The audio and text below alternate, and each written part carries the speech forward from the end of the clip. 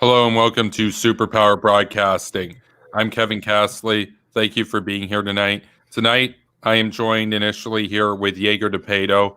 We had him on the channel several weeks ago to discuss the conflict between Armenia and Azerbaijan regarding the Caucasus and specifically the Nagorno-Karabakh region, which has been disputed for decades between the two nations. Now, this has flared up substantially.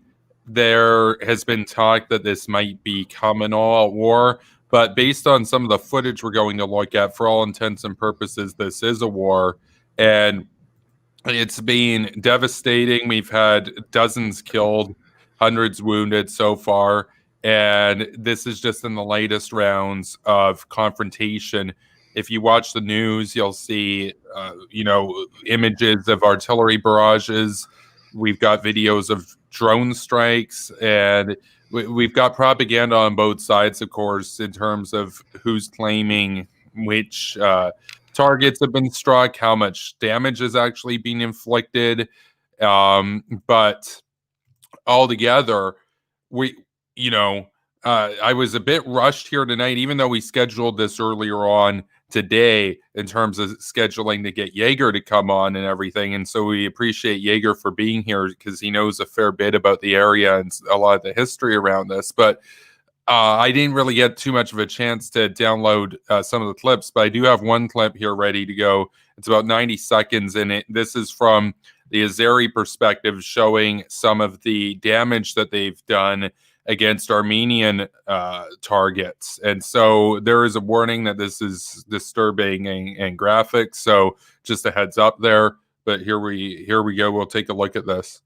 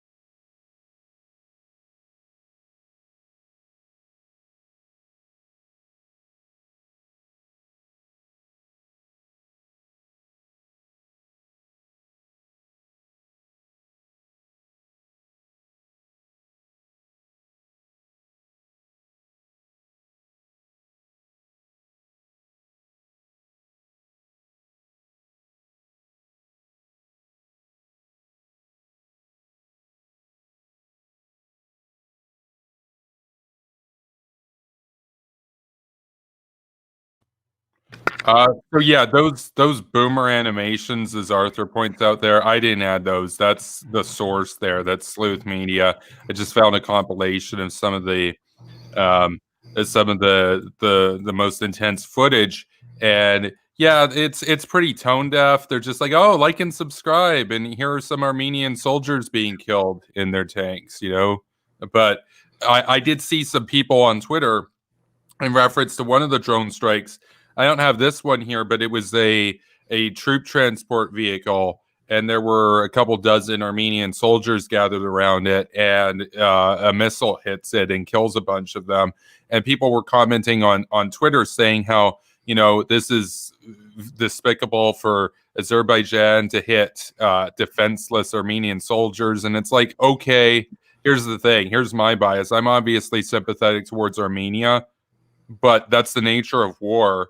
Azerbaijan has more advanced equipment. That's what happens. It sucks that's why, we said weeks ago that we wanted this to come to a peace agreement and everything. That's obviously gone in a different direction, but you can't call soldiers defenseless. I mean, if they were the other way around, they would have pulled the trigger on the Azeris. That's how that works. That's the nature of warfare. That's why on this channel, for example, I'll speak for myself here. It's one of the reasons why I'm so adamant about increasing the defense budget, especially in Canada, but also in the United States and our NATO allies, because we never want to find ourselves in a position where our troops are getting struck out of the blue by the enemy. That can never be tolerated to happen. But that's the nature of having more advanced weaponry than your opponent. And you know, soldiers are never defenseless. That's not something that's a thing. So a lot of people on Twitter don't really understand like that different conventions apply to troops versus civilians. But there have been civilian casualties as a result of all of this as well. So, but we're going to speak with Jäger here to kind of discuss the context and everything. We'll pull the overlay here off the screen so you can see Jäger's profile. So that's us there. So yeah, I've seen like those videos too, and there are just as many, if not more, on the Armenian side as well. There's one where Azerbaijan troops are going up a hill, and the snipers are just picking them off as they're going up the hill. And like it's released from the Armenian Ministry of Defense, which that video is from the Azerbaijan Ministry of Defense. This war back in the day, the 88 to 94 war, was absolutely brutal. War crimes on both sides, and it's going to be no different in this case. Yeah, well, people are saying, oh, could this turn into a full-blown war? Look at that and tell me it's not already. Like, what are they talking about? Oh, formal declarations of war? Like, that's irrelevant for this. So, well, yeah, there's really been no peace agreement. There's a ceasefire. So it's a frozen conflict. So it is a war. Now it appears like the sides, it's Armenia, the Republic of Artsakh, or also known as Nagorno-Karabakh, and then there's Azerbaijan, there's Syrian mercenaries supplied by Turkey, and Turkey is there in an advisory role. Like there's reports of Turkish jets shooting stuff down. Yeah. But you just see pictures of the jets on the ground. You don't see if it was operated by an Azerbaijani pilot or not. But as far as Turkey's involvement, it appears to be more supplying with the Syrian mercenaries and military support. Because one of the issues with Azerbaijan militarily is their leadership. They're not very good. And they have the challenge of fighting in the mountains against people who know the mountains. Right.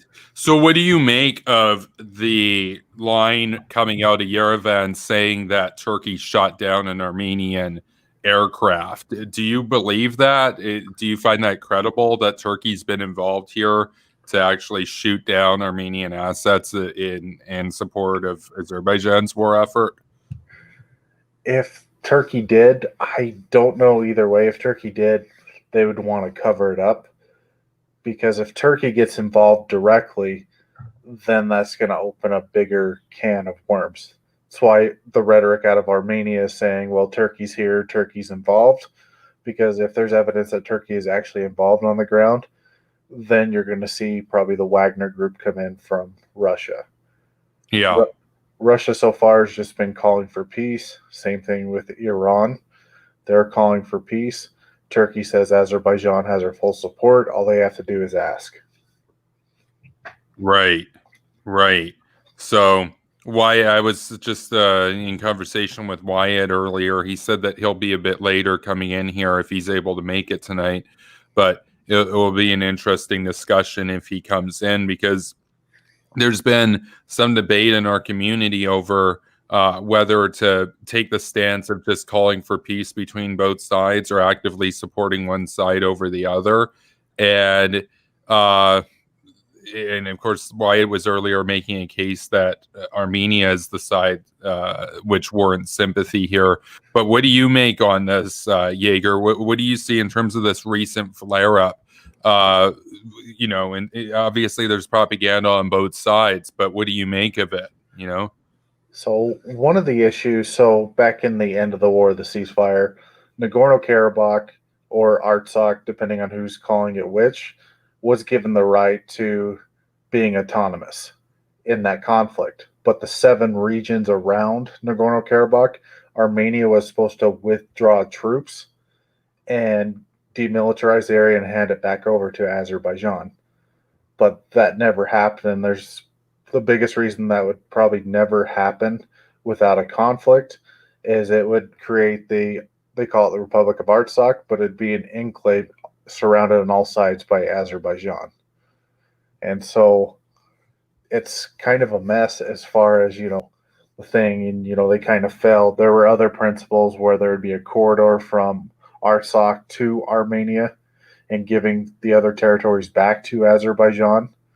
But yeah, it's those territories around Nagorno-Karabakh make 13% of the country of Azerbaijan, and they are occupied by Armenia and not Nagorno-Karabakh. And so you can really make a case here for either side. Well, you mentioned about a Nagorno-Karabakh that it would become an enclave if Armenia were to cede the surrounding areas on the western part of it. But if I recall, doesn't Azerbaijan have an existing enclave on the other side of Armenia? Yeah, and it borders Armenia, Turkey, and Iran, and it's autonomous. But having that border with Turkey, it's technically part of Azerbaijan, but it's a little bit more Turkish because they can still export from there through Turkey. Okay, so how would somebody that's say in Azeri, how would they go from Baku over to that enclave? Because you can't just go through Armenia, right? Like, how would you get there? You'd go through Iran. Okay, gotcha. The same way that Russian transports weapons, they go through Iran into Armenia. Right. Interesting. So Iran's a real interesting case here because Azerbaijan tries to keep good relations with Iran, but they also are scared of Iran. One of the reasons why they have their relationship with Israel. They're scared of Iran, even though they're both Shia Muslims, of Iran's Islamist tendencies. They don't want the Iranian side of Islam into their country. Right. So they're Azerbaijan's kind of Muslims in name only, kind of like the Catholics in America, where they go to church on Christmas and Easter. They don't consider themselves that religious, and they don't want that religious presence in their country. Interesting. So, yeah, you mentioned though that you could make a case for both sides. So you mentioned a case there that's largely sympathetic towards the Azeri side, talking about how Armenia refused to hand over the territories that were agreed to that surround Nagorno-Karabakh.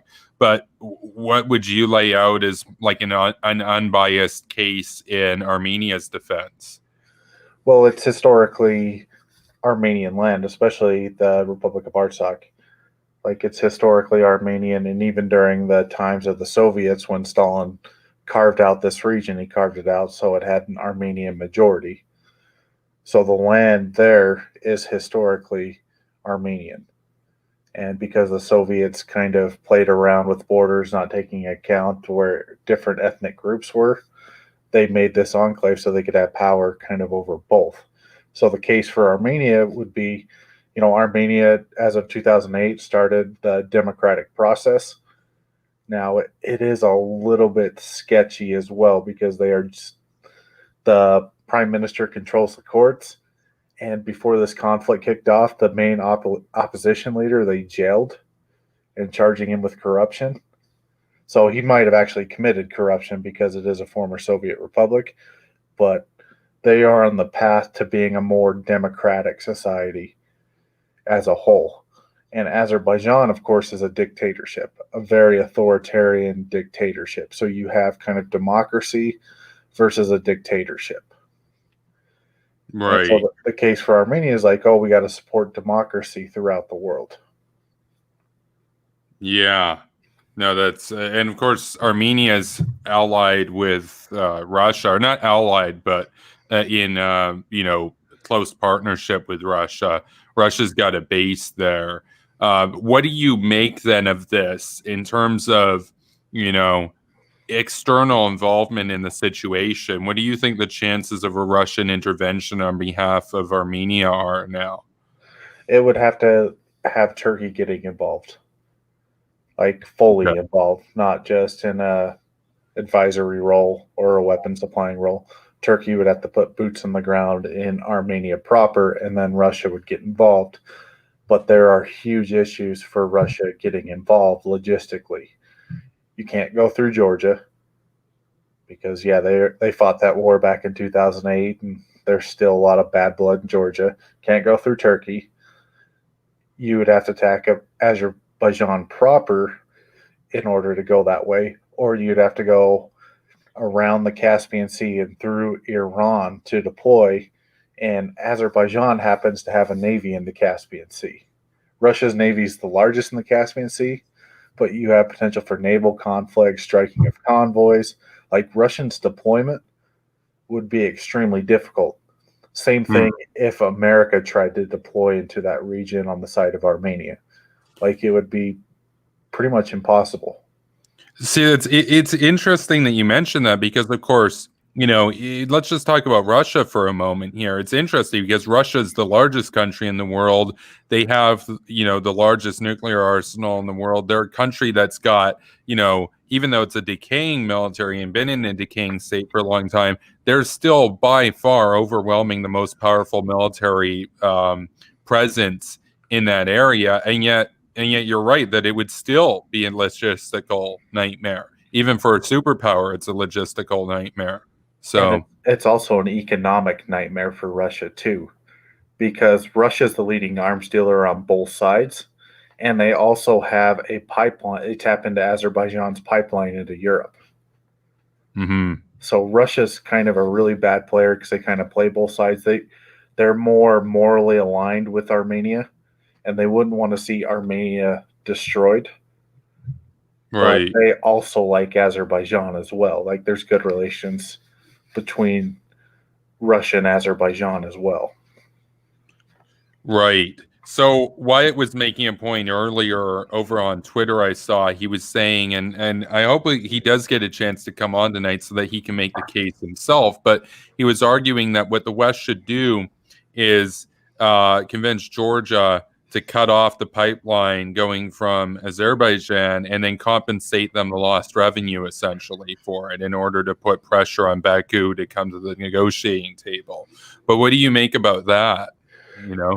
There's a few problems. So first, in the wars in 2008 in Georgia, Armenians supported the secession groups, which really severed ties between Armenia and Georgia. Like the Russian-backed separatist groups, Armenia supported. And so there's a lot of, he's just saying, well, go in with America, but you would have a lot of animosity in Georgia towards Armenia due to the Russians and those separatist groups. But then you'd also run into logistically because all Turkey would have to do is set up a blockade right outside of Istanbul, and you don't have a deployment option without attacking Turkey directly.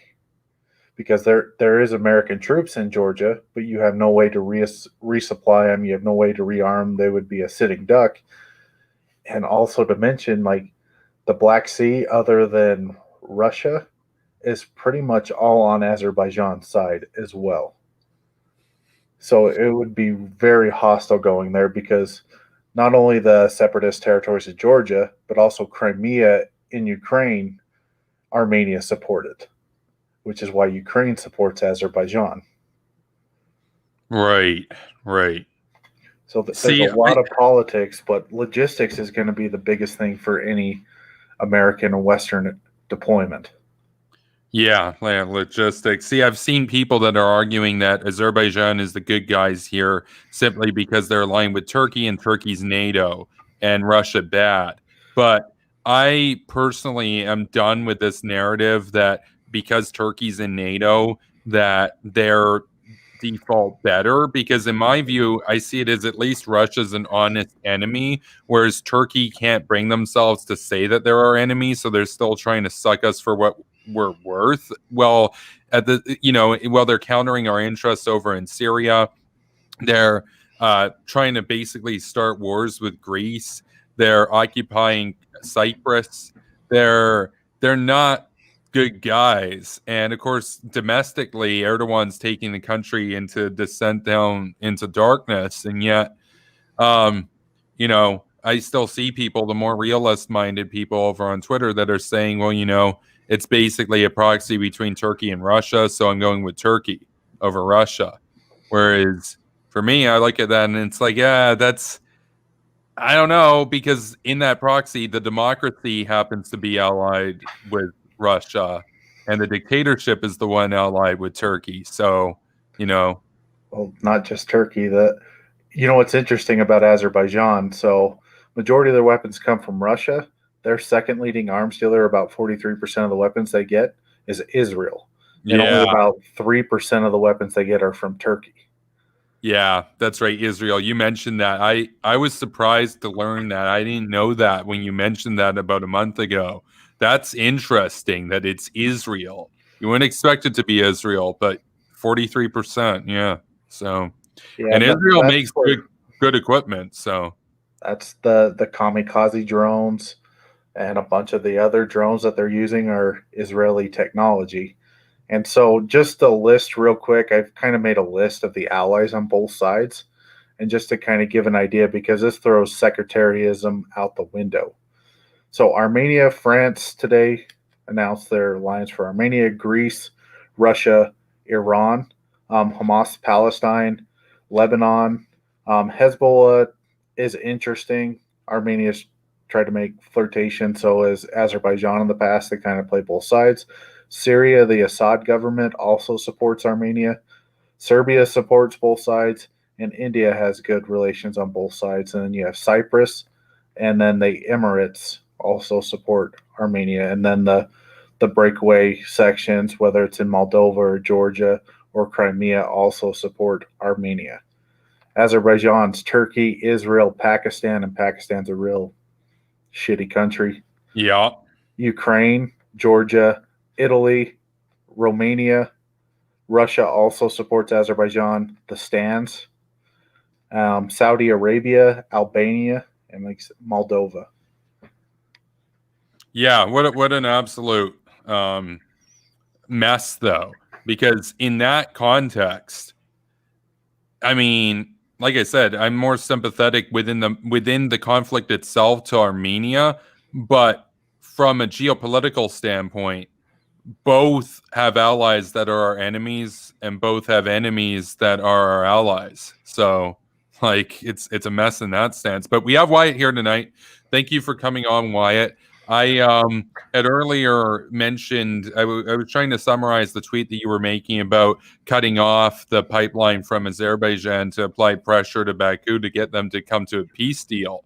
But I was hoping that you could expand upon that point now that you're here yourself. So actually showed up at a really good time when Jäger was doing a whole breakdown of the alliances, because honestly, it's pretty complicated. He actually knows a lot about the alliance system out there.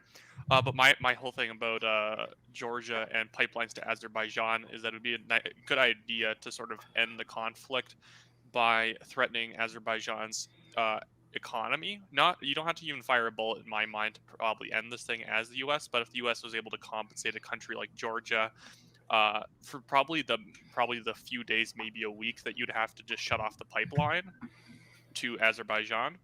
And I don't think that Azerbaijan or Armenia or either one of them in this conflict is in the full right at all. Both of them seem pretty crappy, and I'm more so thinking of the situation as a great way of the U.S. making some inroads and causing the region to more rely on them than Russia and Turkey. So yeah, shutting off the pipeline, Georgia and Armenia don't have good relations, but that also is going to affect Europe as well, not just Georgia. Italy, for instance, and Israel get a bunch of oil from Azerbaijan. I think Israel's 40%, and the pipeline goes into Italy, but also that splits off and goes into Romania, I believe, as well. And so you may have to compensate those countries as well for cutting off their oil supply. But I just think domestically, because Armenia supported the breakaway countries in that region, the Black Sea region, like that's kind of a dangerous geopolitical strategy. Yeah, I'm running under the impression that the Russians and the Turks wouldn't exactly be dumb enough to actually do anything to American forces in the region. It's more of a diplomatic tactic where you would go in sort of as a peacekeeper, and the fact that that Azerbaijan did sort of start this conflict, you can sort of target them with the economic sanctions more over Armenia. But if America can sort of come in and in a diplomatic way save Armenia, then the Armenians would probably rely on them more than the Russians, who aren't exactly, pulling their weight in this conflict so far. But the issue would be you would have to make sure that Georgia maintains a way for Armenia to export. Because I know those 2008 wars really put a sever in kind of their ties, because the U.S. is not going to like Armenia exporting through Iran. Yeah. And the thing is that Georgia, like they soured on them definitely after 2008 with the Russians, just since the Armenians, of course, backed Russia. It was a sort of symbolic. I think it's just because Armenia tends to be almost like the specific country of Nauru, where it will just, for money, it will back certain countries' efforts on in different fronts. Like, I don't think the Armenians and the Iranians are actually super good friends. It's just that more so that the Russians sort of like the Iranians, so the Armenians sort of have to pretend to like the Iranians too. But these days, the Georgians and Armenians are decently good friends, but they sort of keep it silent because the Georgians also can't like them too much, or the Turks and the Azerbaijanis will dislike them for that, and may even it will maybe even hurt their economic ties. I'm more so thinking that it's just by sort of being nothing's going to be nothing that I'm proposing would be super direct. You wouldn't be having to fire a shot, but it's just the Americans sort of being a bigger presence diplomatically in the area might be a good idea. And I know that certain American allies back the Azerbaijanis and certain ones back the Armenians, and then the Russians have bases in Armenia. But I think you have to sort of give the Armenians a path to be more neutrally aligned, sort of like Georgia, where Georgia's not with really anyone but themselves and the West, where you have to give the Armenians a path to being more like U.S. aligned. Like, we're maybe going to be sort of friendly to everyone around us because they're around us, but other than that, we're not going to, I guess, shill for the Russians as much, because the Americans actually sort of have our back these days, just like the Georgians. Yeah, and the COVID pandemic probably put a wrench in kind of some of those things, because I know Germany was reaching out to Armenia as a potential trade partner, and then the pandemic hit, which is hitting both countries really hard. And it wouldn't be a bad thing to establish diplomatic relations with Armenia. I just worry that alienating Azerbaijan, we lose a potential area, because Israel, whether you want to believe it or not, they may or may not have pulled Mossad operations in Iran from Azerbaijan. Yeah. And so that would be a very strategic point if and when we ever went to Iran. Yeah, and honestly, to be fair, you're the very realistic one in the scenario. I'm dreaming, or I'm thinking that, maybe the U.S. will get it together and figure out that in these sort of conflicts that maybe don't involve them, they should involve themselves, just so certain countries like them a bit more. That's not going to happen regardless of who's president. But yeah, like, the thing is, I wouldn't think that the U.S. should go and wrangle Israel. Like, you have to stop being on the side of Azerbaijan, but the U.S. should be almost seemingly down the middle, but in such a way that the Armenians can sort of look to them, especially the Armenian people can look to them and say, oh, well, they're the ones who's got the firing to stop. And but the Russians were sort of almost spurring on the conflict on both sides, where they were sort of useless in trying to be nice to Azerbaijan and Armenia at the same time. Yeah, I mean, that's kind of the Russia's MO in this conflict, is they're going to arm both sides. Armenia gets a discount rate in weapons, and Azerbaijan pays full price. And they have a vested interest in not solving the conflict. And the three countries on the peace group are the United States, which hasn't gave two shits about this conflict. Russia, who arms both sides, and then France, who hasn't done anything until today when they came out in support of Armenia. Yeah, and that's sort of a bit of a dangerous trend if the Azerbaijanis and the Russians are sort of getting a bit closer, because the whole fear for the Russians about the oil in Azerbaijan is that it can sort of be a way of sort of subverting Europe's, like especially Eastern Europe's dependence on Russian oil and gas. But the issue is now we have sort of Russia becoming friendly with all these with Azerbaijan.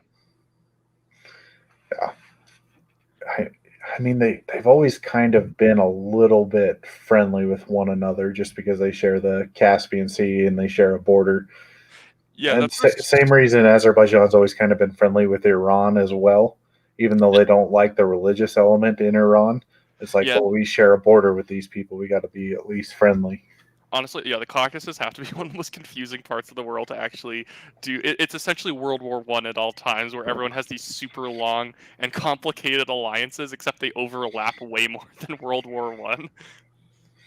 Yeah, and a lot of the fighting is World War I style too. It's trench warfare, which is really really unfortunate with drones and everything that's going up there, because a lot of times people are sitting ducks. Yeah, when I was looking at the battlefield, it actually looks like the Vardar front in Bulgaria and Greece, with the mountainous trenches looking down on one another. But yeah, like the issue is that you have to sort of like end a conflict like this with no one really winning. You can't let the Azerbaijanis win, like get some territory gained from the Armenians. But you also can't have the Armenians just hold on to it all. It's almost like you have to give some concessions on both sides, make them both feel like they should just, sit quiet for another 15 years and not do anything. Because if the Armenians win, maybe even win some more Azerbaijani territory, they're going to be a bit emboldened, maybe to think that Russia would back them if they were ever aggressive in the future. And the same thing with Azerbaijan if this sort of aggressive play works out. Especially if no one really does anything. It's like, well, I can just keep pushing around the Armenians. I don't think the Russians are really going to care if we take some of their territory because they're friendly with us anyways. It's kind of it's sort of like a zero-sum game for the Russians anyways. Is between them, where it's they're both allies. It's just what color each one is based on the flag. Yeah, and I mean there's a good population of both in Moscow as well. Like it's a complicated thing. The Madrid principles were, of course, done in Madrid. They were done in Spain. And it's not just the Artsakh or Nagorno-Karabakh. It's the 7 regions around the autonomous area as well. And the Madrid principles gave 5 of those territories that belonged to Azerbaijan back to Azerbaijan, gave to Armenia for a corridor to Artsakh. And I think that would be a good solution if both sides can agree to it, but they haven't shown that they want to agree to anything right now. They've called off all peace talks right now. I think just based on the foreign policy style, and this is more about the Middle East. I'm not sure if it's exactly the same in the Caucasus, just because the mix of cultures is a little bit different. But a lot of people on the isolationist left and right tend to not understand Middle Eastern politics because they assume that countries negotiate the same way as they would in North America or Europe after a war, where both sides sort of figure that we both got something out of it. That's okay. We can make peace now.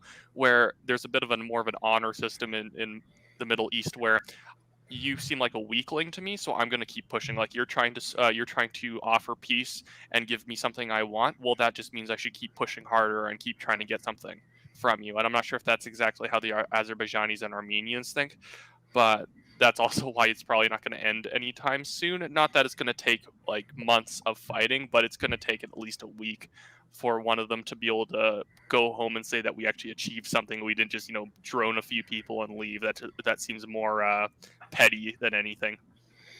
Yeah, in 2016, Azerbaijan took a hill, and it depends on the reports. I mean, it's difficult because you have the Armenian side saying we took back all the territory, and then you have the Azerbaijan side saying we liberated some of these cities, and it's tough to tell where the conflict is at because both sides are throwing a lot of propaganda out there in an attempt to get outside support and bring outside support in.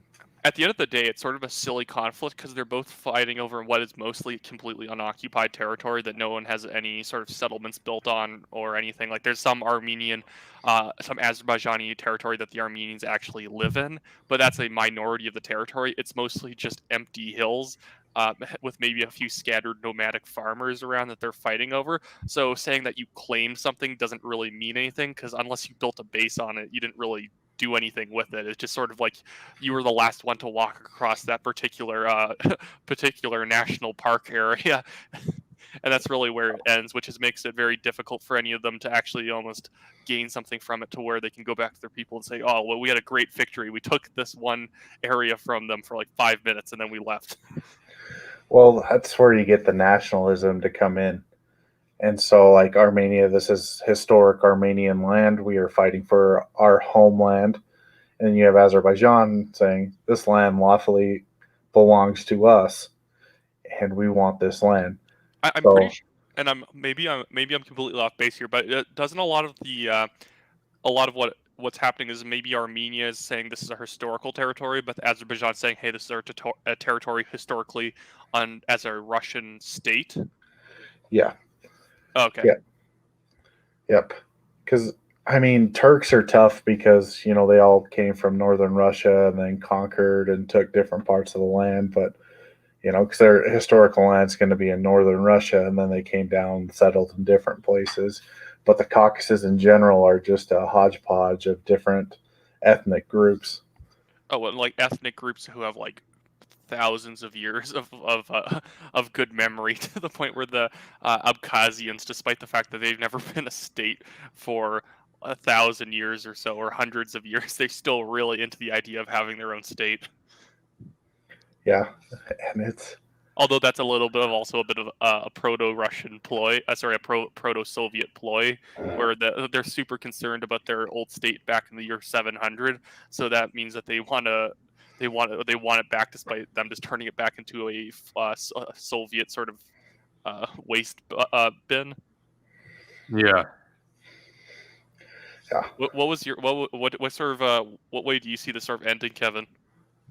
Well, I was asking Jäger in terms of his prediction if he thought that the Russians would get involved, and Jäger said that Putin would only enter the conflict on the condition that we see Turkey go in directly and not in this, advisory capacity. And we don't have confirmation that they shot down an Armenian aircraft or anything. They're denying it. In terms of how this is going to end then, with the absence of Turkey and Russia directly involved in the conflict, I think it's possible that you could have a peace agreement struck. The problem is it might take years of trench-type attrition warfare back and forth to get to a result that's going to be analogous to the Korean War, where the borders slightly shifted. Except now, in that case, 3 million were dead. In this case, it might mean 30,000 are dead. But 30,000 people died in the last time this was a large conflict, for those 6 years that Jäger had mentioned. So I'd be curious if the Russians were also a bit hesitant to get involved, since I find whenever they enter wars, people find out that the Russian military isn't really what it thinks it is. Yeah, and that's true. And Jäger was also mentioning the logistical nightmare. And I noted that it was interesting how even for the biggest superpower in the area, Russia, even for them, they got the largest nuclear arsenal. They've got a very advanced weapon system. They got a very advanced military by the standards of most countries in the world. And yet, even for them, it's a logistical nightmare to try to get in there to support Armenia against Azerbaijan. So even for the Russians, it's hard. So yeah, and the thing is, I know it's not the same military as it was back in 2008, but that was sort of but also all militaries are a little bit better since then. But yeah, like even in 2008 against the Georgians, it's a little known fact that the Russian military had to go on strike during the war on day 3 or something like that because they had so many planes being shot down. And I think that these days the equivalent. I think their military training's probably equivalent, if not worse, to the Azerbaijanis. So if they went into combat, I think you would see some Russian planes being shot down, and it wouldn't look too good. Because I think if the Russians are going to get involved in something, they want it to seem like an overwhelming victory, or at very least such a small conflict that's not really going to be, their day-to-day actions aren't going to be publicized like in Syria. Yeah, see, a place like Syria, they can run roughshod over third world countries or places where the cameras aren't rolling or anything. But if they're going up against Azerbaijan, and Azerbaijan's got Israeli tech, they've got a lot of more advanced kind of weaponry. The only way that the Russians would be able to do an overwhelming show of force is if they went nuclear, and they're not going to do that over this. So, Yeah, and they would only get involved if Turkey went into Nagorno-Karabakh, but if Turkey started attacking Yerevan and Armenia proper, is the only way. So if they wanted to go in right now to Nagorno-Karabakh, it'd probably be the Wagner group, the PMC group that would go in. Yeah, well, they've gone into Libya, they've gone into Syria, so. Sorry, Avi just mentioned in the chat whether if basically the. I think he means Turkey. If Iran or Turkey. Honestly, I wouldn't be shocked on either end of that. Not that they might be sending jihadis to Azerbaijan, but that both countries sponsor jihadis. Well, we know with Iran. I'm just thinking more so for Turkey. It has been confirmed from multiple outlets that Turkey has been using Syrian mercenaries in this fight, and they're probably more bullet catchers than anything else. Yeah, I did see about that. And that's the other problem with Azerbaijan winning, is that it's not just Azerbaijan winning, it's basically Turkey's sister state Azerbaijan winning. And that's sort of the issue where you can't really have Armenia or Azerbaijan win, because then either side would sort of be a symbolic victory for more so their dad country. Because it's almost like testing grounds for the Turks to see how much one of their sort of allied states can press in the region, and if anyone will do anything. Because I think this is almost them sort of feeling out what the water's like, if they can have Azerbaijan move into Armenia, and see if the West will do anything. Because then I think the Turks will thinking, well, if Azerbaijan can do it, well, we can definitely do it. Not in Armenia exactly, but somewhere else they can maybe press hard, and as long as they don't go too far, the West will probably just see it as a curiosity. Yeah, and that's where everything comes down to being interesting, because Turkey's a lot more theocratic than Azerbaijan is, and they're different. They're Sunni and Shia. Azerbaijan's a Shia state, and Turkey's a Sunni state. And so you have kind of an interesting dynamic, because Azerbaijan, they try to get along with a lot of different people. It's just this one area in Armenia where they really have the problem. Yeah, like where Iran is sort of the middle ground between Turkey and Qatar. Qatar is the biggest funder of terrorism and sort of extremism around the planet, but Turkey's more so the biggest military threat that represents a theocratic Muslim Brotherhood style state. But they don't do as much terrorism funding as those other two. And that's what I think people have to remember, is that Turkey's actions aren't as well publicized in terms of extremism, just simply because they don't exactly have Hezbollah or Hamas working for them, like sort of Qatar and Iran both do. But they have to realize that Turkey at any moment would probably be the country most willing to be actually aggressive on the world stage, since essentially I think their NATO membership would cause the West to be very hesitant to actually do anything with them. It's sort of like when Japan's a League of Nations member, they're going to sit them down and tell them how they're very bad for a few years before they consider doing anything. Yeah, it's kind of a tough thing. Turkey, definitely a bad actor throughout the world.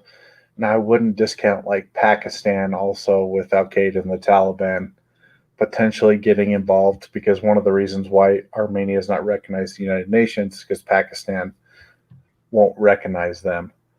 And so there's potential, which is interesting, because one of the reasons why Azerbaijan and Iran don't get along is because Azerbaijan fears becoming theocratic like Iran, which is absolutely crazy, which just shows how much of they're already halfway there, in the sense that when you have when you're a majority Islam, like official state religion is Islam, and you have a dictator, it doesn't take like if that dictator dies and the next guy happens to be Erdogan, well, you're going to be going down that road. It's like how in Turkey the military was supposed to be secular until you have someone who comes in who doesn't really respect that rule. So it's always a bit of a false front until they're not a theocratic jihadi supporting state until they are with the sort of government that they have. They have no real measures of like dealing with that problem if it arises. Yeah, there's no valve.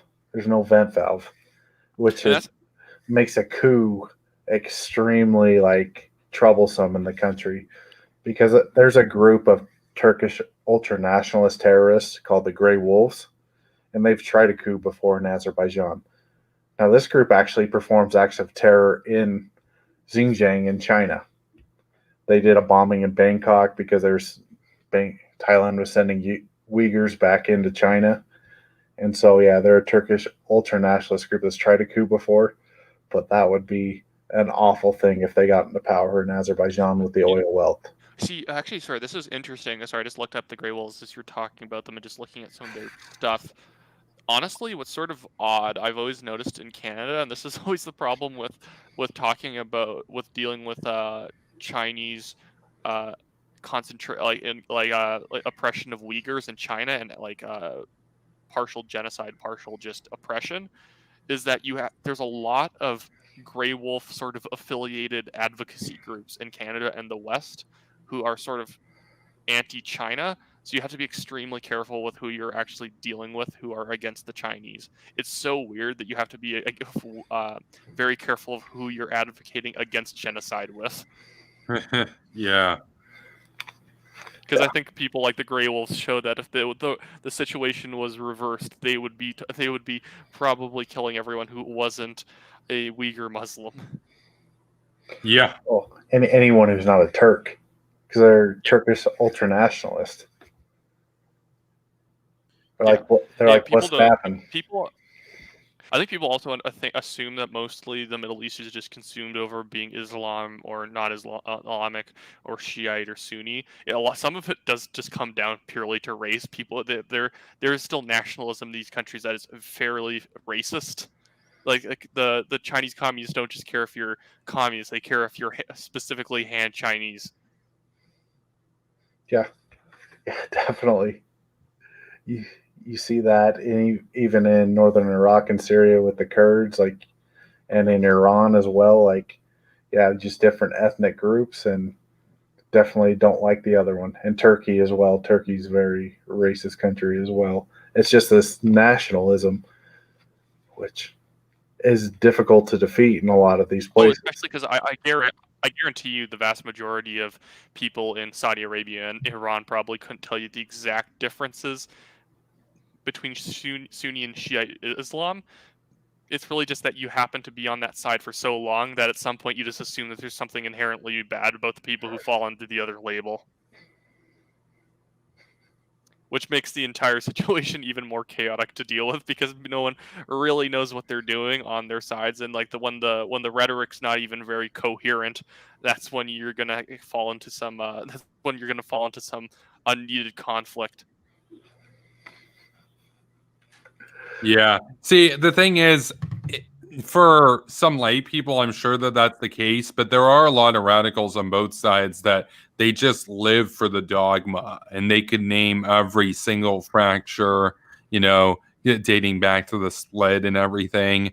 And, those guys, those hardliners, they're the ones in power too. So it's a self-sustaining division in that sense. So yeah, I'd really like to see this whole thing in the Caucasus with all these different breakaway regions, and maybe throw Moldova in there just to be just for fun. Is just have everyone agree to return the breakaway regions, just finding some way of just having everyone's breakaway regions included and having everyone sort of draw back forces to end this thing. To see if you could see if the Russians, if they want to protect Armenia and Azerbaijan and not have them sort of hurt the bottom line economically of Russia. Because the thing is, if Armenia strikes the oil pipeline, well, that hurts Russia pretty bad. In certain ways, I know the Russians also want. To be like have sort of like supremacy over energy in Eastern Europe and sort of like Central Europe. But at the same time, it's probably not good that one of their allies is being bombed, and both of them are going to be bombed out of this. Is that maybe you could sort of have a compromise where it's like, okay, America will come in and help solve this problem and sort of like take the diplomatic lead, so that Russia doesn't have to sort of it doesn't have to unbend itself and look weak by trying to beg its two allies to not fight. America can take the lead, but then Russia has to give back ownership of Abkhazia and South Ossetia. They can give them some excuse why they're leaving just to save face, and then see if they can deal with Transnistria or something like that. Man, Transnistria is. I'm gonna fantasy world over here, so don't worry about me. Yeah, I mean, that would be ideal. It'd be interesting to see like Chechnya as well, because it's in the Northern Caucasus. But yeah, I think that would end up pretty well. But the thing about like Armenia striking Azerbaijan's oil line, I think that would trigger a huge conflict. I guess that would be if Armenia felt like they could make an actual big military play. If they were going for, they thought they had their battle of the bulge moment where where they strike the oil, and then they think they can maybe press into Azerbaijan and then push and then force peace. But yeah, I don't think it would actually work out well. Yeah, but I think the Russians have to make sure that this thing doesn't spiral out of control, because if both economies get decimated, that's bad for them. Yeah, 'cause Armenia does that. Azerbaijan bombs the Armenian nuclear power plant. They break dams on each other, so the water supply goes to hell. But and even then, that would be a move that would draw Turkey in if they blew up that power line. And the thing is too that they then have to probably do what they don't really want to do, which they'd have to probably open up trade and a lot of other a lot like trade and maybe tourism back with Georgia, because if Armenia is suffering economically, well, the only reason that the Russians can sort of ignore Georgia and put tariffs on them and ban travel to Georgia is because, well, at least Armenia sort of makes up for the economic losses of doing that move. But if Armenia is sort of out of the game economically to trade with, and you've banned a lot of travel and some trade with Georgia, like, well, what are you going to do now? This is they're just sort of crippling themselves slowly just to save face. And I think at some point you always have to give sort of nations like Russia and Turkey and honestly Iran excuses not to do what they're going to do. You have to give them stupid face saving excuses to not do what they're not do what they're doing. It's like with the Iranians basically missing a bunch of missiles on an American base or an Iraqi base. It's like, whatever, let them do it and pretend like they actually meant to hit you. It just happened to not work out that way. But to end the conflict, but you have to sort of give Russia an out, or they might sort of flail. Yeah, and that out would probably have to come from Europe, and I think Germany would be the country that Russia would want, because Germany's already oil dependent on Russia to do this conflict, unless Belarus has good relations with both countries as well. That would be really funny. Belarus comes in and just like, guys, I think we should be peaceful and not run people over with tanks. We've tried it. It's not fun. Oh man. So yeah, I think Germany would be a better, because France is really energy self-sufficient, but they backed Armenia, so that's not going to be good for Azerbaijan. But Germany has just called for peace. I think Germany, because they have ties to Russia, ties to America, could be a mediator in this case. The only problem with something like that would be with Germany specifically, is that Germany tends to like to act as neutral as humanly possible. So they probably wouldn't even want to come in on a conflict like this where they might end up looking bad to one of the sides.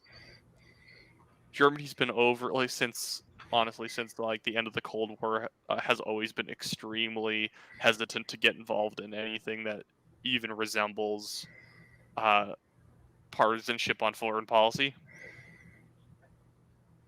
Yeah. Like they refused to do anything during the Iraq War. Other Yeah. than, I think they would I think they condemned anyone who starts wars. Basically, that's all they do. Yeah, and they buy gas and oil from fascist Russia, and they destroyed their own nuclear capacity, like in terms of energy too. So, But Germany, maybe a European Union that includes a trade deal to both countries could appeal to them economically, because the European Union isn't seen as bad by Russia as America is. no, that's because the EU is pretty feckless, and they're concerned, bro. That's the big meme with them is that it's talk. They don't really have any action or anything. It's unfortunate. That's why I'm an American exceptionalist.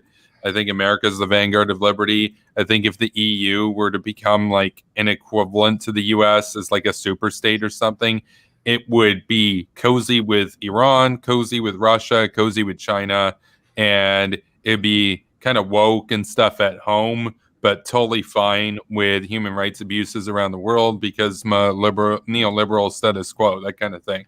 So, I like America. I like Britain when they're exceptional and they don't care what the rest of the world thinks, and they're going to lay down the law and they're going to stand for what's right, but I'm like a classic neocon, so. Yeah, honestly, for politics back home, if the U.S. and I know it's during a presidential election, which basically means that the U.S. goes into full lockdown and just says nothing on any major issue for months at a time, is that it would be good if they seem to be more of a presence in the Caucasus, even if they do nothing, even if the conflict just plays out how it's already going to play out, but America even just comments on it more. It says more about it. It tries to go for peace negotiations. Even if all that fails, I think it would at least help Americans and people in the West understand the Caucasus a little bit more, because it would have it in the headlines, and that's a lot of the issues with foreign policy these days is no one knows anything about it, so they just decide not to care because of that. Or they're subject to propaganda, and then Oh yeah, they see one video and all of a sudden their opinions made up on the issue. I was talking to someone today who they listed a bunch of quote unquote war criminals and had the Bushes in there. They threw Hillary in. They threw Obama in. Tony Blair. I think they know that they had Tony Blair in there and a bunch of others. And it's like what? And this is what I've decided on just in the past hour to respond to anyone who brings up war crimes, war criminals. They're just fake. Is that I want you to explain to me the background to that conflict and why it makes it a war crime, because they'll never respond to you. They'll just immediately run away. And this has happened to me a little bit ago with someone who's alleging that the U.S. bombing Laos and Cambodia was a war crime. Well, I mean, Noam Chomsky said bombing Serbia was a war crime, so. Yeah, Noam Chomsky said talking tough to Putin was a war crime. So, but yeah, like the person still has not responded to me. It's been like 2 hours now, where they said the Laos and Cambodia bombing that was a war crime. I said I want to even find the exact thing I said. Not that it's like amazing, but I think this is just a really good way of just ignoring these people from now on. What did this person say? Sorry, I'm finding it. You can look over me for a second. I'm just trying to find it. So another thing too, like if Armenia gets attacked proper, they'll enlist the collective treaty, the CTSO. And what's interesting about the CTSO is it contradicts the Turkic Council, because there's a bunch of stands in there. It's Russia, Armenia, and a bunch of stands. And the Turkic Council, of course, is Turkey, Azerbaijan, and a bunch of stands. So Kyrgyzstan and Kazakhstan would have to make a choice on who they went with, and they'd probably go with Russia against their Turkic people, which is just an interesting dynamic and just shows kind of how complex this is. Like even defense treaties are a little bit. You also have to take into account the Council of Independent States, which are Azerbaijan and Armenia are both members of, but then you also have Belarus, Kazakhstan, Kyrgyzstan, Moldova, Russia, Tajikistan, and Uzbekistan. So then you also might have one or more of them being alienated from the conflict. Yeah, and I mean, and then another one's the non-aligned movement, which Azerbaijan sits at the head of, which is most of the countries in Africa. Yeah. Yeah. So yeah, so like this conflict, I mean it goes against everything like as far as religion, because you have a Christian country supported by a Shia majority country in Iran, and then you have a Sunni country supported by or with a Shia majority country. You have a Jewish state that supports a Shia majority country, and it's just a Wait, I'm sorry. sectarian mess. What? That's really weird. Turkmenistan is not part of the Commonwealth of Independent States. It was a founding member, but it failed to stay associated since 2005. It's not a former member like Georgia. I think that they are legitimately just incompetent enough that they're not an actual member. Because you can see photos after 2005 of a meeting, and Berdy Mekhamedov is there, but he's not a member. Because I guess they didn't file the paperwork or something. Also Ukraine, but I think it's just because Ukraine doesn't care anymore because you can't find them any photos after 2005. Oh man. Yeah, I mean it's interesting just because like yeah, the whole Black Sea is pretty much with Azerbaijan because of these Russian separatist movements. Yeah, the issue is too. It's like what's creating problems is everyone being part of these weird former Soviet state alliances. Everyone sort of wants to be together. Like you have to rely on these former boat anchors of nations with you. It's like you don't. At the same time, you probably want absolutely nothing to do with these states. You have to be because they can block you out of trade.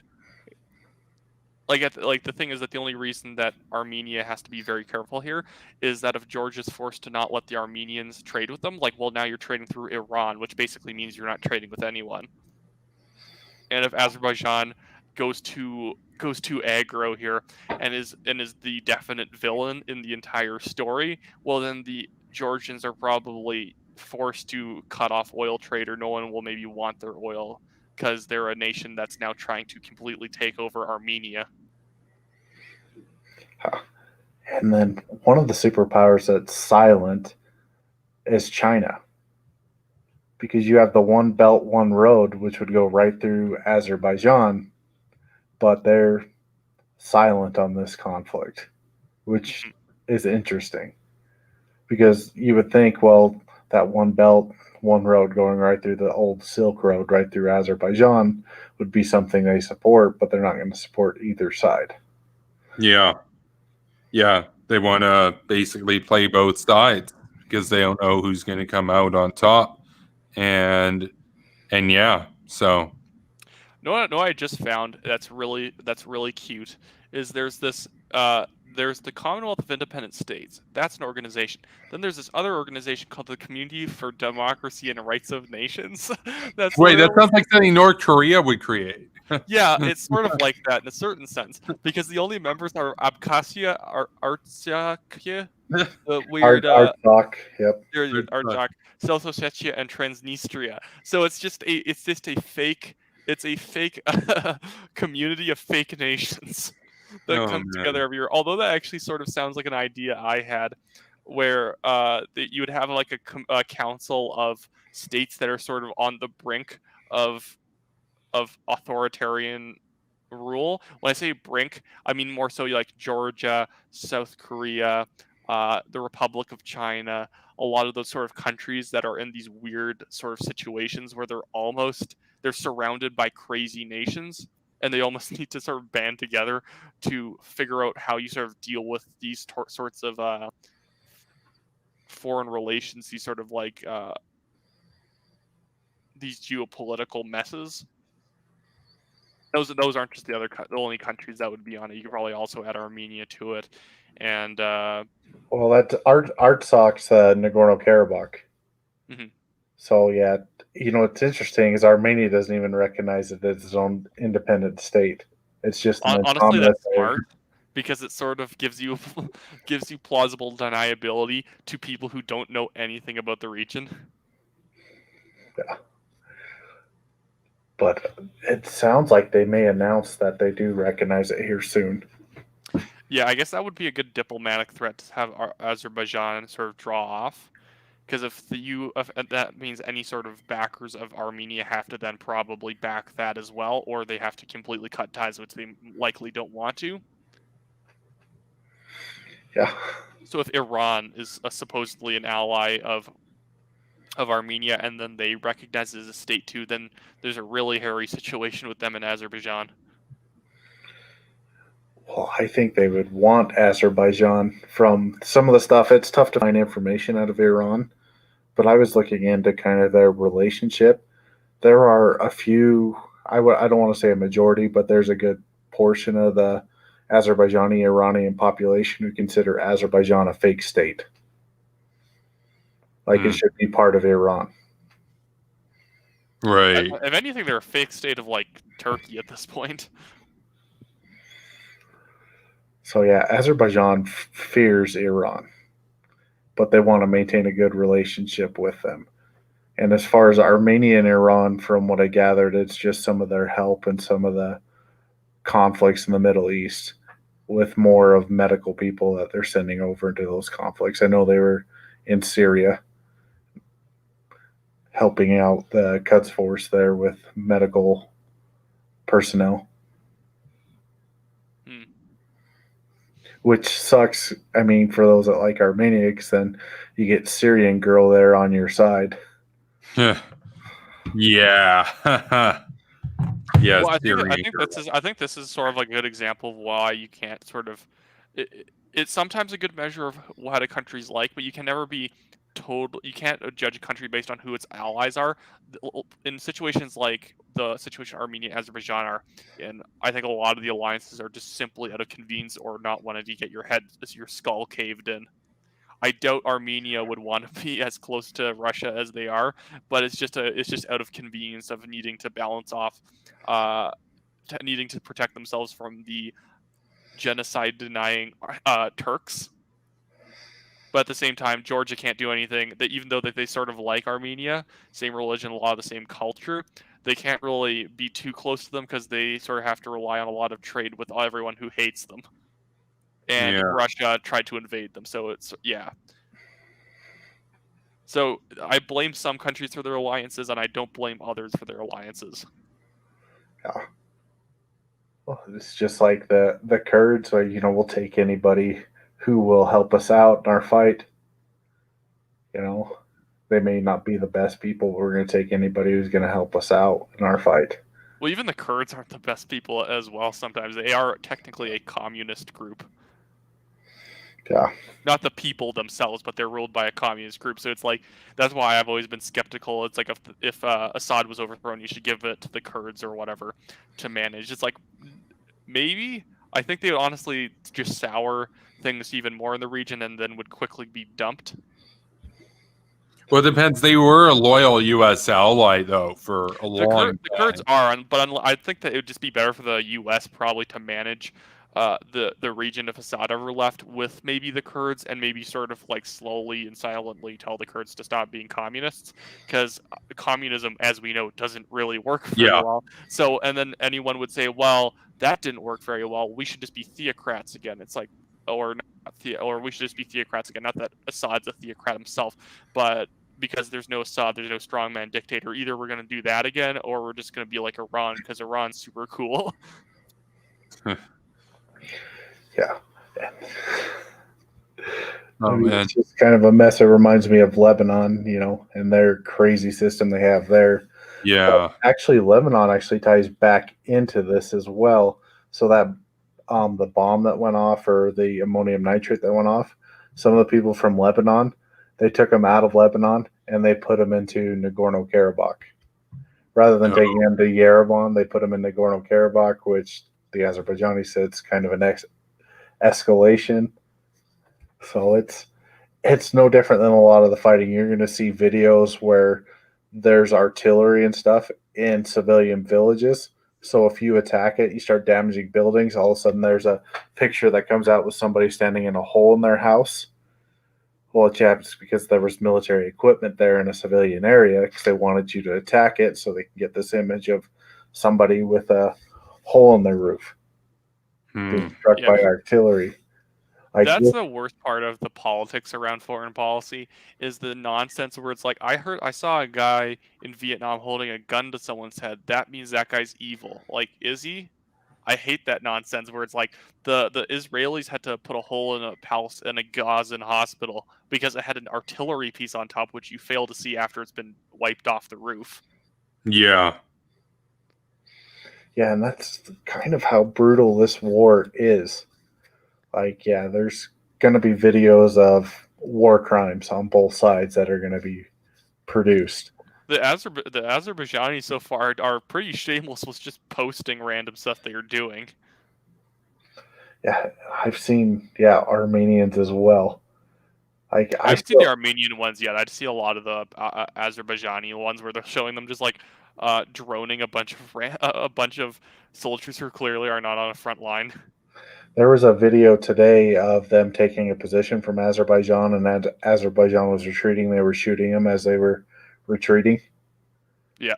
Just shooting them in the back as they were retreating. And that's the problem is I think, honestly, because both sides are at that point, or one side's that over the top and what they're willing to do, the other side has to be that over the top. Or you're fighting at a strange disadvantage. You know what I mean? Where it's like if they're just going to be randomly executing people retreating, well, if you ever see them retreating, like, well, you're going to let those guys run because they're going to execute you if you ever retreat in the future. Yep. Yeah.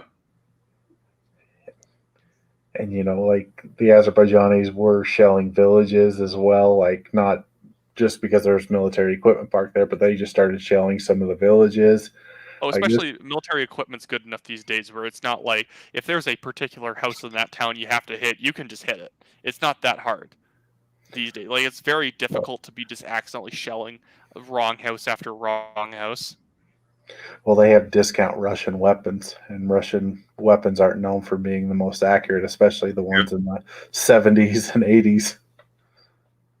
Yeah, I wonder if I would like to see the Azerbaijani military and see if they are still using any sort of like old planes. See what their oldest one is, because I think even if you go to some sort of tin pot dictatorships in Africa, you can find some people using old MiGs. Yeah, I can imagine. I imagine they'll use whatever they can get their hands on, whatever they can buy. Well, I believe the South African military actually still uses World War II transport planes, but I think it's more of just like for cheap flights they use them in their own territory. I mean, if they still work, I guess. I don't know if I want to take a flight on a World War II plane. Because I think they're supposed to be pretty reliable. It's just that, hey, we have to go from like 15 from here to like 25 miles over there. There's no point in getting a jet to take us over there. Yeah, it makes sense. Looks like we lost Kevin. Oh no, wait, are we actually okay? It's our we're still alive, but we lost Kevin. Now. So, but yeah, I mean, yeah, as far as I can tell, Armenia's made calls to Russia. He's probably just switching his that he was just biased. Yeah, like, is there? I wonder if the Azerbaijan, they're probably steering very clear of shelling any Russian bases right now. Yeah. Well, the Russian bases, but yeah, I wonder if I bet you will sort of it'll be border. So yeah, the Russian bases aren't really there. They're on the Turkish I guess they border. never actually go that far. So did they place them there in opposition to Turkey to put it near Turkey so as a sort of a show of force, or are they more so keeping it? I wonder if they almost put their bases there to keep them away from the Armenian-Azerbaijan border because they knew that if a conflict broke out, they want to be a very passive ally during it. It was with Turkey. The reason why they were put there was with Turkey. So they're an old World War II, Cold War relic. So is there Is there any logic? Is there any not logic, but is there any case to be made that the Russians and Turks don't like each other, but at the same time that they really don't like each other that they don't dislike each other that much in the sense that back in the 2008 Russo-Georgian War, the Turks never really strongly came out in favor of the Georgians at all. They more so just sort of let it happen, and it's more so that there's almost an understanding between Russia and Turkey that we're just more so competing for regional power. There's no strong animosity between each other, though. I don't think there's very strong animosity between each other right now, but they have fought like 17 wars in the past. So there's a history, but I don't think there's too much right now. Because like even in like Libya, where they're on opposite sides of each other, I mean, Turkey's using Syrian mercs and Russia's using the Wagner It's like group. almost friendly. It's almost like a friendly competition at this point, where they don't really care. Well, even in They don't Syria really as well. hate each other at all. They just more so think of this as a way, like we both are mutually just trying to get more power in this region, so no hard feelings on who wins in a certain sense. Because I've never seen them really pushing, like they've never been really The closest we pushing any got is sort when they of shot the rhetoric on each plane other, down. I guess. The closest we got to something is when Turkey shot the Russian plane down. But even in Syria, I mean, there's places where like the Russian army will call the Turkish army like, "Hey, we want this." The Turkish army will move out, and the Russians will take that. Same thing, Turkey will call Russia, "We want this," and Russians will move out, and Turkey will take it. Yeah, it's a bit of a Nazi Germany Soviet Union type relationship, I guess. If I'm getting it correct, where it's like, well, I'm gonna be a little bit mad if you invade Poland if you don't give me some of it. Yeah, and it's all like strategic. They're all going through trying to extend its influence. Turkey, I think, it's been rejected by the European Union quite a bit, and so they're looking elsewhere. And Turkey is one of the few countries in the Middle East that hates China, Yeah, interestingly enough. I, I think they would probably hate China in the same way that the Russians hate Turkey, where China's trying to expand in through the Belt and Road system. They're trying to expand their influence to get a better trading almost lane over to Europe, and that sort of threatens Turkey's sort of power in the region, where they sort of want to be the big. Does Turkey do a lot of manufacturing? And this would, I bet that would probably Yeah, like undermine them a little bit if China was actually bringing probably cheaper and honestly probably better products than Turkey in yeah, through a Turkey system. does a little bit. I know they do fridges. It's one of the things I know they do. Well, that gives me something to look up. I'll look up Turkey. They do glass as well. But as far as some of their other manufacturing, I'm not sure. And I think some of it has to do with the Uyghurs as well, being a Turkic people, is one of the reasons why they don't like China. Because the rest of the Middle East, just as soon as they found out the Uyghurs were in concentration camps, Turkey said, we can condemn that. And the rest of the Middle East, like, just whistling, going along with their day. Like, we can't alienate China. And Turkey's like, I don't care. What kind of Islam would the Uyghurs follow? Would they be a very like distant, fringe, unique version? I would think Sunni, Okay. but Anyway, I'm not sure. It kind of depends because I know Chechens are Sunni, and I think she is more Persian, kind of Iran, Azerbaijan. So I is would there guess Sunni. what part of this? This is just me being ignorant. What are the sort of Salafists part of, or is that sort of their own radical branch? That I don't know. Because I remember that ISIS is technically not part of anyone's brand. They're so theocratic that they find both just to be below their level, and I think that was sort of like what there's no country that's Salafistic, but there's just some, or maybe I'm just being silly and Salafist just means fundamentalist or something like that. Yeah. So yeah, China is Sunni. Iran, a little bit of Iraq, Azerbaijan, a little bit of Afghanistan, and then the Houthi portion of Yemen are where the Shias are. So I guess Turkey does their I guess they actually probably would be threatened economically by the Chinese, since they mostly do like textiles and electronics and stuff like that. Bit of mining. Yeah. It could be that, but I think it's their nationalism. Turkic people. And, Well, yeah, no, they had the father of the Turks. I don't trust Erdogan at all not to start a war in the next 10 years, since he's sort of moving in that direction. And I find these leaders of these nations that are super aggressive, I don't think he's the type of person who's like, I'm okay with dying, knowing that I just pushed the ball forward. You know what I mean? I feel like they're the types who actually want to, in their lifetime, see something big happen. The difference between North Korea and like North Korean dictator and like a theocratic Islamist dictator is, I think the Islamists like to see the fireworks because they believe that they're going somewhere good after they die, whereas at least I think the Kim family believes that their best life is now, and that's just and the best way they can spend it is just being fat and happy. The only fat and happy people in that country. No, I've never actually seen another fat person other than the Kims. Well, the sister isn't really fat, but he is. Yeah, and his brother sort of was. It's just I guess you have to be from the Kim family and also be a male. See, even there's even sexism in the North Korean North Korea's favorite family. Yeah.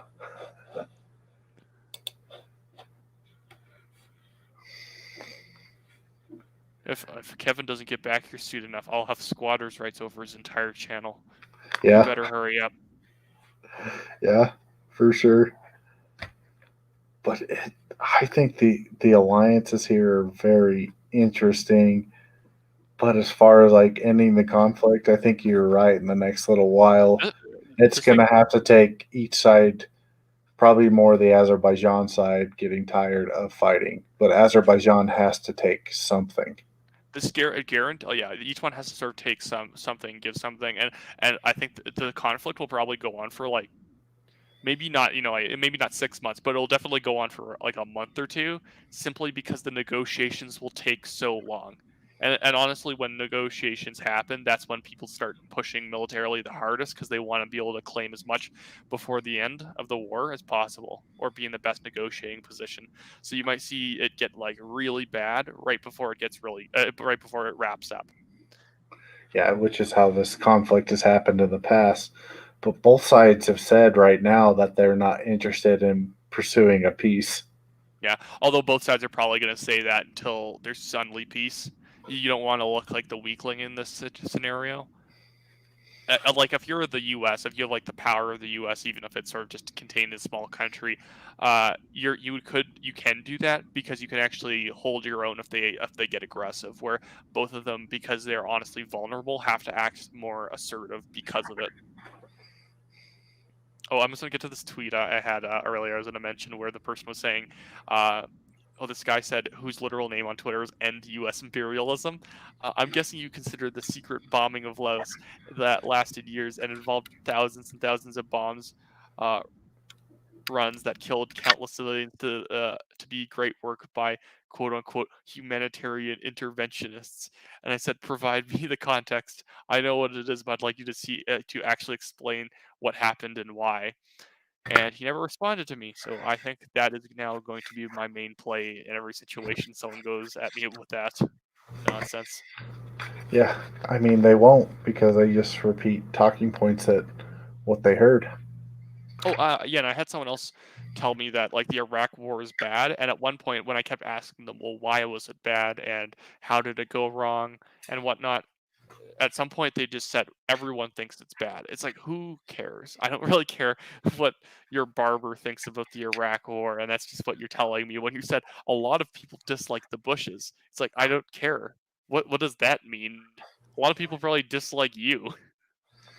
I mean, really, the only argument that I've heard about the Iraq War being bad was how much it cost, but that's libertarians. So take that for what it's worth. Oh, and like if you ever take money for Iraq. Like, and it didn't really cost that much in like comparison to other like other items in the U.S. budget. they could just not spend on other silly stuff, because libertarians I find always harp on about war budgets, even though there's far more unnecessary things that are spent on every single year that they will basically never talk about, because I guess war is a more hot topic item to cut. Yeah, it's one of those things. Like, yeah, they just have their certain hot buttons. Like, oh, if we do this, we create this utopian society. Everything's going to be okay. But I mean, if the United I hear States backs out of the world, like you would see conflicts arise almost everywhere. There would be I, such a massive power vacuum that it would create a world war. yeah. The thing that you get with a lot of those a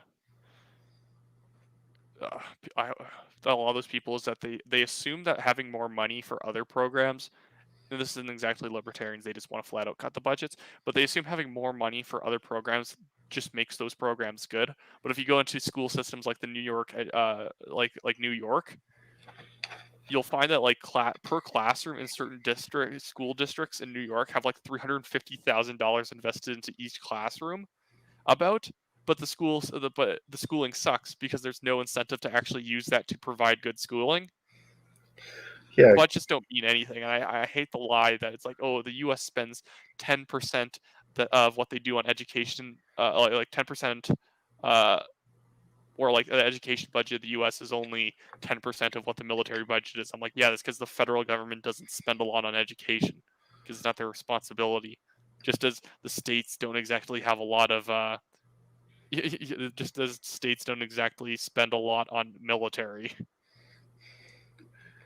yeah. I mean, you definitely want quality over quantity. Throwing money at a problem never solves it. Yeah. Like, until you get to the root cause of the problem, you're not going to solve it. But if you just throw money at it and hope it goes away, you're just essentially lighting money on fire. Oh, that's why charter schools tend to spend way less than public schools in places like New York, and they get far better results because it has nothing to do with the actual budget. You have to have people who are willing to put the time in to bring the school supplies to the schools. There's this big thing that like, oh, all these schools are undersupplied. The kids don't even have pencils or paper to write with, and it's like, well, it's literally just sitting down the street in a warehouse, but no one will pick it up, and it's just rotting there because no one wants to actually be the person to have to go and get it. It's like, it's great fighting for a bigger budget and a better salary, but as soon as you actually have to take the time to go and do the job, it's like, well, suddenly now it's really difficult. Yeah, extremely difficult. Some people just say things because I think it makes sense in their head, but they haven't really thought it through. Like, even like public education, I mean, you have the charter schools. Normally, people who go to charter schools, their parents have their shit together. Like, they can provide that sort of education for the kids. They have their shit together. And then the kids normally go there and they're not sloughing all the time. They're actually going there and actually trying to earn the education. Mm-hmm. And Yeah, it has. public At the end of the schools. day, you can't educate people who are really unwilling to be educated, which is very much the uphill battle that we have whenever you're talking about foreign policy. Is people are very dug into assuming that because the majority of people have this sort of generic war bad position, that must be the correct one. And the same thing with education is like, you're never going to actually help people get educated if they don't want to be. That you can give every single resource, but if you're dealing with a sort of culture that really doesn't care whether the education system is good or not, well, it's not going to really work out very well. It's sort of like the problem with Appalachia, that Appalachia has everything that it needs. It's just that no one there really wants to use it because it's just been all given to them rather than them having to work for it. Yeah. And I mean, with the war bad thing, the other thing is war is hell. Like we've seen with these videos on the Armenian Azerbaijan conflict, it's absolute hell. But at Always some always point, the people coming in. you have to be at least an arbiter of the peace process before things get worse than what they are now. Yeah, I always hated the first day of the conflict when between Azerbaijan and Armenia opened up, and people just started like coming on either one of their sides based on like what kind of food they liked. It was it was really silly. It's like I liked Armenia at the Olympics, therefore Armenia should win the war. It's like, are you okay, my dude? I don't think that that Azerbaijan cares that you like their food. I'm pretty sure they just want their territory back. You try to look into this a little bit more. It's Yeah, like, well, I know it's a bit of it's just sort of a joke, but it's like when people put here's Miss Armenia and here's Miss Azerbaijan, and pick who's gonna win. oh, but both of those women were beautiful, actually, very beautiful. But the thing I noticed when this first conflict started kicking off, you saw people who hate Turkey immediately take the side of Armenia, and then people that hate Russia immediately take the side of Azerbaijan.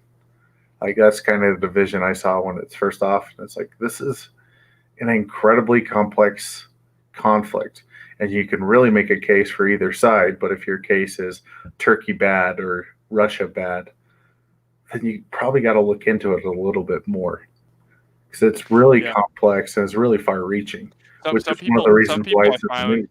used the excuse, and this was what I really also disliked, is that Turkey's a NATO member, so you have to back our Azerbaijan because they're tied at the hip to a NATO member, and it was a lot of the sort of honestly, Kevin will probably want to talk about this. It wasn't even Ian Stevens, but you get a lot of people along those lines where it's, oh hey, there you are.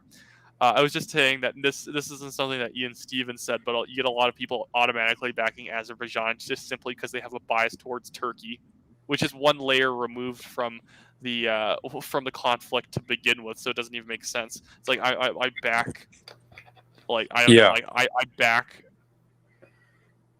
Yo, it's NATO, I bro. back Israel because I really like this one barbecue place in Kentucky. Because NATO, it's basically this idea that because Turkey's in NATO, that they get passed on everything. And I said earlier, and by the way, I'll ask you guys, I'm on my phone right now because my internet's completely down, so I'm just using data at the moment. Do you guys hear my microphone okay? Yeah, it's pretty good. Yep. Okay.